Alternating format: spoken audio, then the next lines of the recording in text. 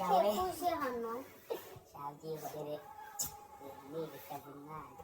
nawe rero ntukifate ngo uri umukozi ngo wumve ko udafite agaciro ruriya rugore rwanjye rufite ibibuno bibi wagira ngo birakotese ubundi bikurushize mama keza atagusanga hano akajya akavuga ati ngo yesu ngira ko nkora nkumva utuntu tuzenguruka umubiri wose mwiza naragusariye sheri agomba mubwira ikigore cyanjye ntikijya cyoga kiranuka urumva kandi mbona yoga ntabwo cyoga kinuka kure ikindi kiriya kigore cyane ikintu nangira ngira kugikora nkumva utuntu dukonje tunyiruka umubiri wose ntabwo kikimpa urumva kiriya kigore cyarambegeje nagira ngo twiyeranje wiyumvire ntabwo byakunda mucekeshe ntabwo byakunda rero nanga ibintu uba wigira nawe wigira nk'umwana ko mbizi koko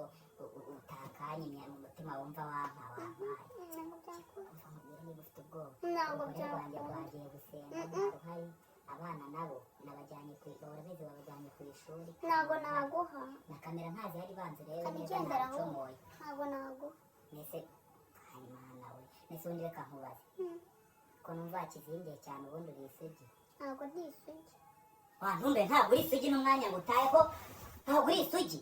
ntabwo ndi isugi ukarambagizwa n'abadayimoni we cyangwa ibisiga nakurambagiza ko utari isugi njyewe umwanya wanjye wose nkawuta warupfu undambagiza se wari ugiye kunshaka vira mu rugo ntabwo ndi neza kuba nkubwije ukuri ko nari isugi nicyo ndi kuzira ndaguteranya n'umugore ko wamfashe ku ngufu ngaho nyumvira reba icyo witwa vira mu rwatsi